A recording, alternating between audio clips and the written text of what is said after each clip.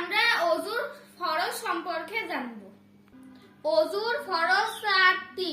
There are 4 obligations of ablution.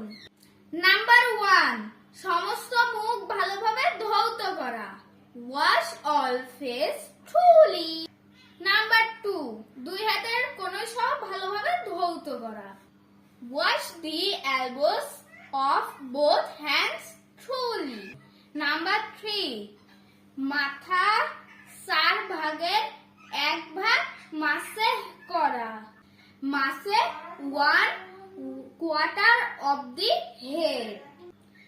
Phone number, দুই পায়ের টাকনু সহ ভালোভাবে ধৌত করা।